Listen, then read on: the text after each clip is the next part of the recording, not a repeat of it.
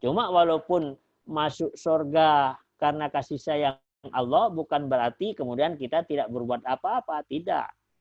Kita tetap berbuat sesuai dengan perintah Allah tadi. Ya, ada yang sungguh-sungguh, ada golongan kanan. Maka perbuatan kita tadi itu yang dilipat gandakan berkali-kali sehingga Allah akan memasukkan kita ke dalam surganya.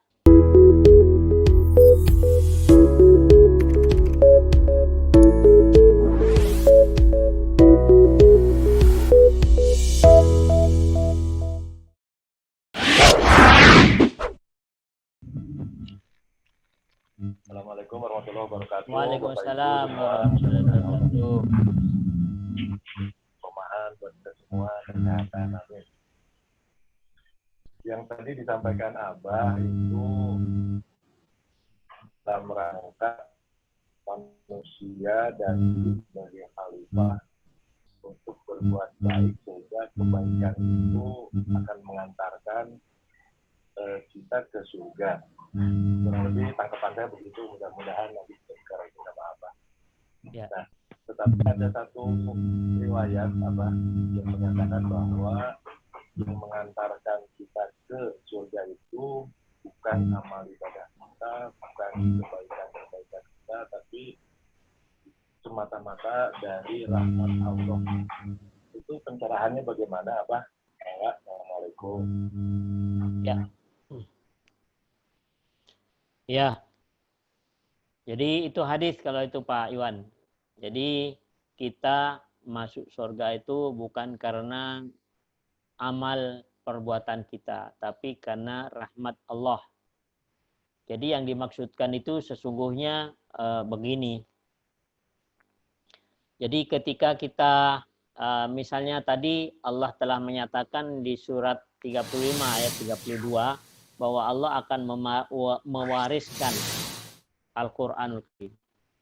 Nah, ketika manusia bersungguh-sungguh ya mau menerima warisan Al-Qur'an tadi, mereka bersungguh-sungguh mempelajari Al-Qur'an dan mengajarkan Al-Qur'an itu, maka perbuatan yang dilakukan oleh orang yang bersungguh-sungguh tadi, ya, itu nilainya itu dilipat gandakan oleh Allah Subhanahu wa taala. Jadi artinya hanya bermodalkan kesungguhan, tapi nilai kesungguhan itu jadi rahmat Allah dalam bentuk apa? Dalam bentuk nilai yang dilipat gandakan, gitu. Karena sesungguhnya kalau hanya berdasarkan amalan seorang hamba bersungguh-sungguh mau mempelajari dan mengajarkan Al-Quran, dibandingkan dengan nikmat yang sudah Allah berikan, misalnya kenikmatan yang dirasakan oleh mata kita, kenikmatan pendengaran kita, kenikmatan rasa, mengecap rasa, maka kenikmatan-kenikmatan itu sesungguhnya sangat luar biasa. Artinya, kalau itu hanya dibandingkan dengan apa yang kita lakukan, maka tidak sebanding dengan nikmat Allah Subhanahu wa taala. Jadi suatu ketika ada satu hadis gitu, ada seorang yang ahli ibadah, kurang lebih hidupnya 500 tahun. Kemudian Allah akan masukkan ke dalam surga. Allah menyatakan, ya kamu akan saya masukkan ke dalam surga karena rahmatku. Kemudian orang tadi mengatakan, tidak ya Allah, saya mau masuk surga karena amal perbuatanku. Baik kata Allah, kalau mau hitung-hitungan, berapa ratus tahun kamu beribadah kepadaku, kata Allah. Mari kita bandingkan dengan nikmat yang aku berikan kepada satu saja. Ya, penglihatan hati mata, satu mata aja diambil oleh Allah Subhanahu wa taala.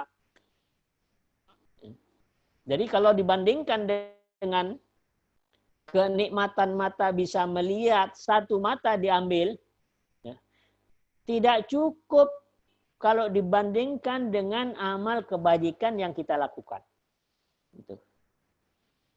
Artinya di situ sesungguhnya kebajikan dalam bentuk misalnya ibadah kepada Allah atau bersungguh-sungguh mempelajari Al-Quran. Nah, itulah yang dilipat gandakan oleh Allah Subhanahu wa taala. Nah, itulah yang dimakan dengan rahmat Allah, kasih sayang Allah. Sebab kalau tidak dilipat gandakan, nggak bisa kita ini masuk surga. Surga itu terlalu mahal gitu. Kalau dibandingkan dengan apa yang kita lakukan, dibandingkan dengan surga yang begitu mulia, begitu indah, luar biasa. Artinya tidak imbang ya dengan perbuatan yang kita lakukan. Nah, Allah memang tahu betul kemampuan hambanya. Sehingga apa yang dilakukan oleh manusianya tadi, oleh hambanya tadi, oleh manusia tadi, ya, tidak dihitung secara matematis lah. Tapi dihitung oleh Allah karena kasih sayang Allah dilipat gandakan berkali-kali supaya benar-benar apa yang telah mereka lakukan itu bisa mencapai surga Jannatun Naim. Jadi artinya itu sesungguhnya karena rahmat Allah, kasih sayang Allah jauh lebih besar daripada murkanya. Jadi dilipat gandakan karena kasih sayang Allah. Jadi masuk surga karena kasih sayang Allah. Cuma walaupun masuk surga karena kasih sayang Allah bukan berarti kemudian kita tidak berbuat apa-apa, tidak. Kita tetap berbuat sesuai dengan perintah Allah tadi, ya, ada yang sungguh-sungguh, ada golongan kanan. Maka perbuatan kita tadi itu yang dilipat gandakan berkali-kali sehingga Allah akan memasukkan kita ke dalam surganya. Lanjutannya begini, Abah.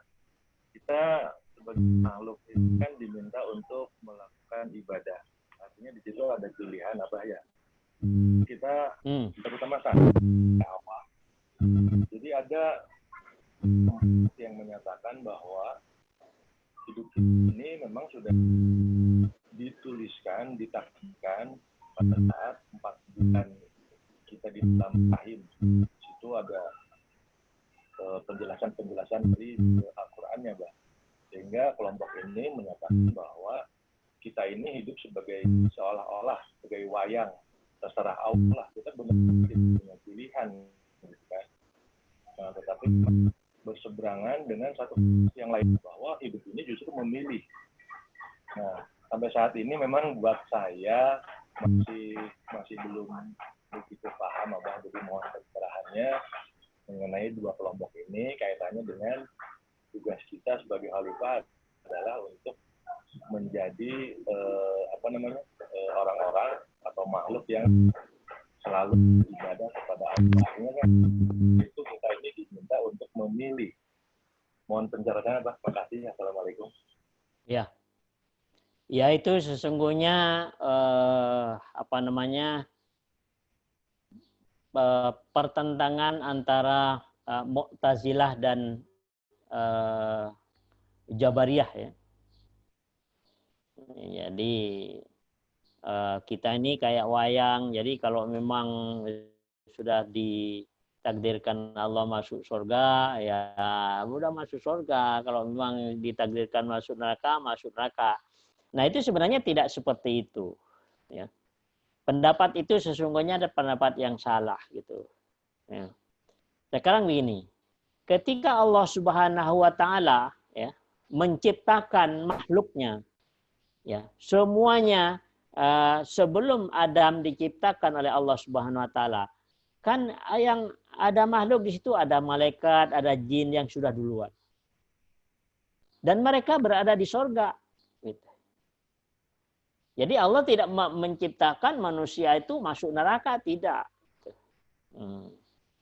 Kemudian setelah itu Allah Subhanahu wa taala menciptakan Adam. Nah, kemudian setelah Allah ciptakan Adam, maka Allah perintahkan kepada seluruh malaikat itu. Karena sesungguhnya iblis itu sesungguhnya dulu masuk di kalangan malaikat hamba Allah yang bertakwa kepada Allah. Dan jangan lupa iblis itu pernah tinggal di sorga. Kemudian diperintahkan oleh Allah semuanya untuk menyembah Adam. Semua menyembah para malaikat kecuali iblis. Nah, iblis tidak mau menyembah karena merasa dia itu lebih senior. Ya. Kemudian yang kedua, dia merasa lebih mulia karena diciptakan dari api, sementara Adam dari tanah. Jadi akhirnya iblis itu timbul kesombongannya. Gitu. Jadi dari sisi ketakwaan tadinya peringkat ketakwaan iblis itu sama malaikat itu kira-kira bersaing gitu. Cuma bedanya memang malaikat ini tidak diberikan hawa nafsu, sementara iblis kasih hawa nafsu sama Allah. Gitu. Jadi memang malaikat ini tidak pernah durhaka kepada Allah karena tidak ada hawa nafsu. Gitu. Nah, kemudian disitulah sesungguhnya Allah Subhanahu Wa Taala menyatakan di surat 51 itu, "Wa ma khalaqtul jinna wal insa illa liya'budun." Tidak aku ciptakan jin dan manusia melainkan untuk menyembah Allah. Gitu. Kenapa begitu? Karena jin dan manusia itu diberikan hawa nafsu. Nah, sehingga dengan demikian disitulah sesungguhnya antara jiwa dengan hawa itu selalu bertarung, ya. Selalu bertarung. Nah, mari kita lihat bahwa Allah menciptakan dengan sempurna. Mari kita lihat di surat 32 ayat 9. Kemudian dia menyempurnakannya dan menyekam roh ciptaannya ke dalam tubuhnya. Dan dia menjadikan pendengaran, penglihatan, dan hati bagimu. Tetapi sedikit sekali kamu bersyukur. Ya. Jadi di sini Allah ciptakan jiwa itu dia punya penglihatan, punya pendengaran, ya. Alat bisa membedakan antara yang hak dengan yang batil. Jadi benar-benar itu sesungguhnya adalah ciptaan Allah kepada makhluknya yang sempurna. Kemudian Allah Subhanahu Wa Taala menciptakan hawa juga. Hawa itu ada di dalam diri kita. Apa hawa itu? Mari kita lihat di surat 28 ayat 77 ya. Dan carilah pahala negeri akhirat dengan apa yang telah dianugerahkan Allah kepadamu. Tetapi janganlah kamu lupakan bagimu di dunia. Dan berbuat baiklah kepada orang lain sebagaimana Allah telah berbuat baik kepadamu. Dan janganlah kamu berbuat kerusakan di bumi. Sungguh, Allah tidak menyukai orang-orang yang berbuat kerusakan. Jadi artinya apa? Allah menguji manusia. Jangan membuat kerusakan di muka bumi. Gitu. Kemudian pertanyaannya adalah, siapa yang membuat kerusakan di muka bumi itu? Mari kita lihat surat 23 ayat 71.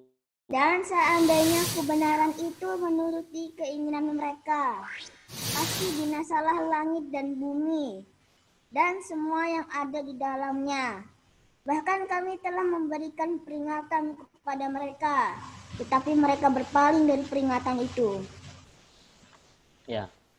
Jadi di sini adalah hawa, Pak. Walawit taba'al haqqu ahwa'ahum lawasadatis samawati wal ardu man fihin. Kalau saja kebenaran itu mengikuti kemauan hawa nafsu, maka pastilah akan hancur langit dan bumi tadi. Jadi di sini dan hawa ini ada di dalam diri kita. Jadi antara jiwa dengan hawa ini selalu berkompetisi, memperebutkan kepemimpinan di dalam diri kita. Kemudian mari kita lihat di dalam surat 79 ayat 40 dan 41. Dan adapun orang-orang yang takut kepada kebesaran Tuhannya dan menahan diri dari keinginan hawa nafsunya, maka sungguh surgalah tempat tinggalnya. Ya. Di sini katakan wa amma man khafa maqama rabbih wa nahan nafsa 'anil hawa fa innal jannata hiyal ma'wa. Jadi di sini adalah antara jiwa dengan hawa itu. Jadi di sini ayat ini menyatakan bahwa jiwa itu bisa mengendalikan hawa nafsu. Ketika jiwa itu bisa mengendalikan hawa nafsu, maka Allah menyatakan fa innal jannata hiyal ma'wa. Jadi artinya apa? Maka nilai seseorang itu akan dilihat oleh Allah Subhanahu wa taala sampai sejauh mana dia itu bisa mengendalikan hawa nafsunya. Itulah nilai seseorang. Tapi ketika hawa nafsunya itu sudah tidak bisa dikendalikan lagi, maka itulah sesungguhnya manusia itu berada dalam keadaan celaka. Jadi manusia, jin itu akan dinilai oleh Allah Subhanahu wa taala sampai sejauh mana sesungguhnya dia mampu mengendalikan hawa itu.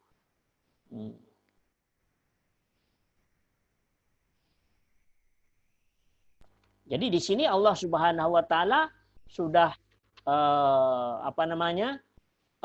menyempurnakan ciptaan jiwa. Tapi sama Allah masih akan diuji oleh Allah Subhanahu wa taala. Maka di sini terjadi pertarungan antara jiwa dengan hawa. Gitu. Satu hal lagi, ketika jiwa bisa mengendalikan hawa nafsu, ya, maka yang terpuji itu adalah jiwa. Yang masuk surga itu adalah jiwa. Tetapi ketika hawa nafsu yang mengendalikan jiwa, ya, maka yang jelek adalah jiwa. Hawa nafsu tidak mendapatkan resiko apa-apa dari Allah SWT. Jadi Allah ini tidak menganiaya hambanya. Tapi Allah Subhanahu wa taala akan melihat sampai sejauh mana upaya manusia ini bisa mengendalikan hawa nafsu. Dan perlu dicatat bahwa hawa nafsu itu tidak mendapatkan resiko apa-apa, Pak. Itu. Mari kita lihat di surat Al-Hijr, surat 15 ayat 47. Dan kami lepaskan segala rasa dendam yang ada dalam hati mereka. Mereka merasa bersaudara, duduk berhadap-hadapan di atas dipan-dipan. Ya. Jadi wa naza'na ma fi sudurihim min ghillin. Kebencian, kedendaman itu adalah sifat daripada hawa nafsu. Ketika nanti di akhirat itu dicabut sama Allah Subhanahu wa taala. Artinya ketika hawa nafsu tadi bisa menguasai jiwa, ya, maka hawa nafsu sendiri tidak mendapatkan resiko masuk neraka. Itu kehadiran Allah yang luar biasa. Jadi Allah itu hanya ingin melihat jiwa kita ini sudah diciptakan oleh Allah begitu sempurnanya. Begitu fasilitas itu diberikan oleh Allah Subhanahu wa taala. Yang sudah diperhitungkan oleh Allah Subhanahu wa taala akan bisa mengendalikan hawa nafsu tadi. Maka di sini disinilah sesungguhnya Allah itu betul-betul akan melihat. Mari kita lihat lagi di surat Al-A'raf, surat 7 ayat 176.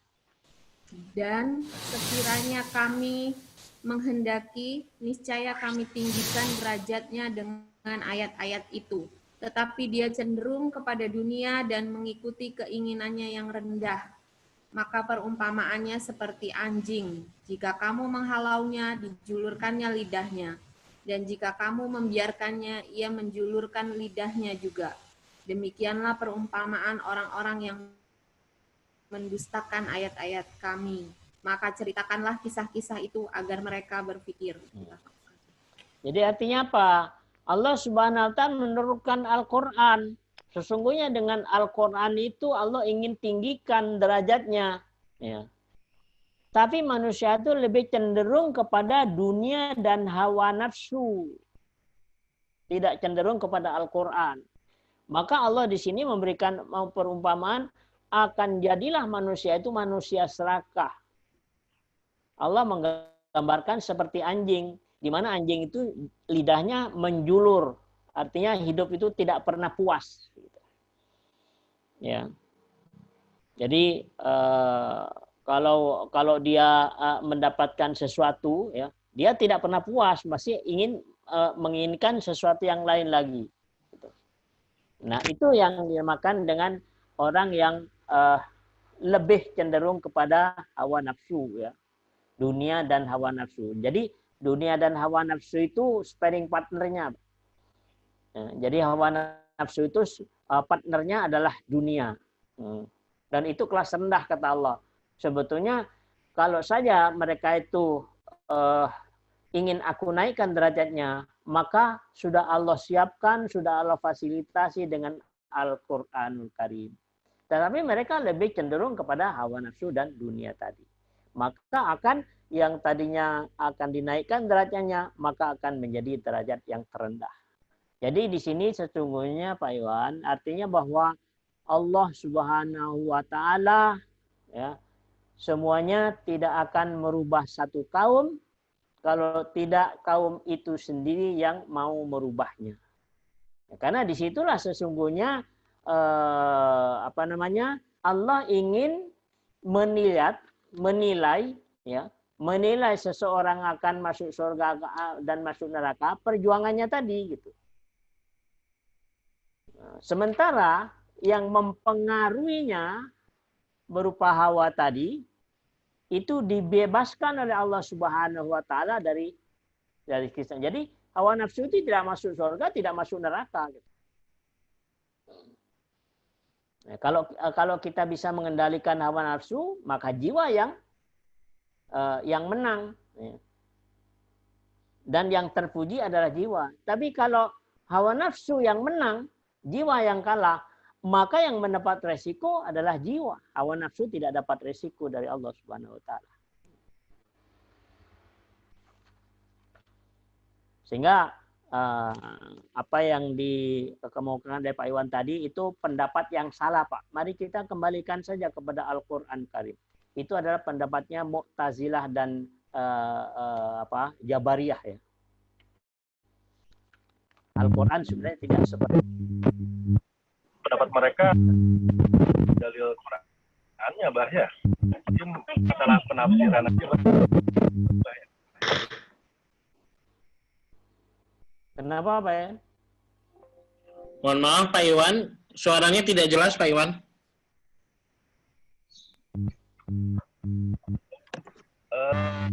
Maksud saya, di kelompok mereka yang mereka katakan bahwa berdasarkan artinya mungkin dalam penafsiran mereka, ya, Bah, ya.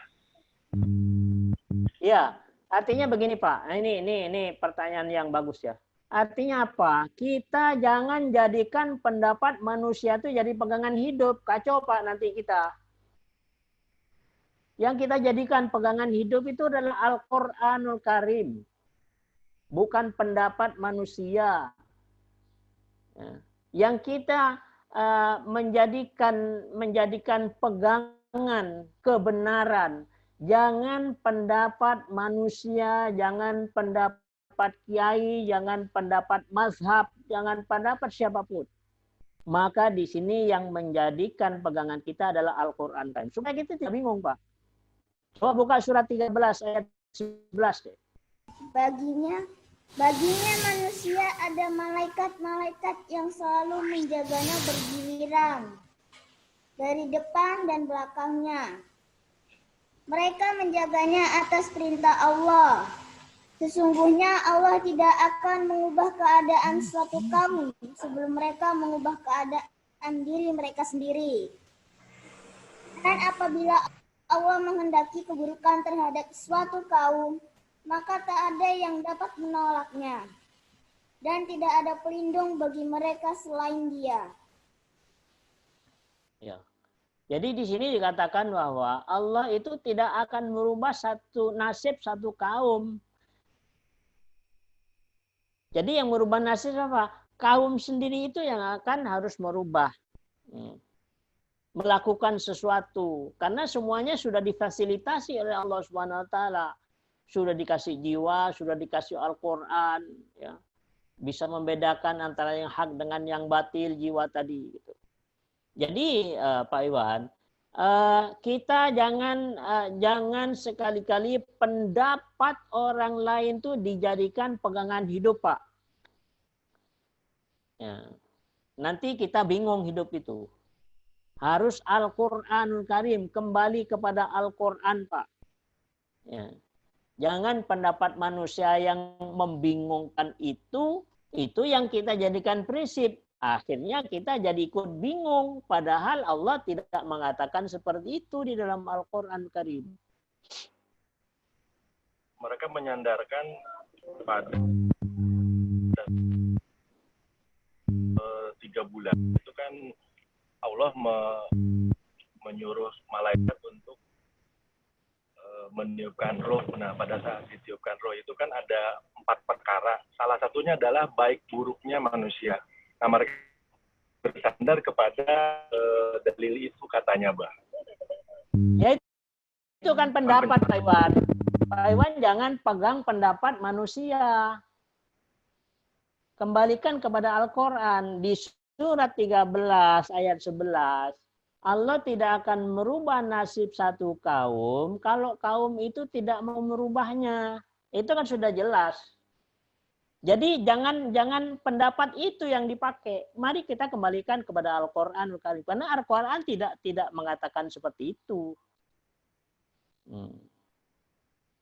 Jadi Allah Subhanahu wa taala sudah memfasilitasi kita. Betul, baik dan buruk sudah diciptakan oleh Allah Subhanahu wa taala. Tadi Allah sudah menyatakan.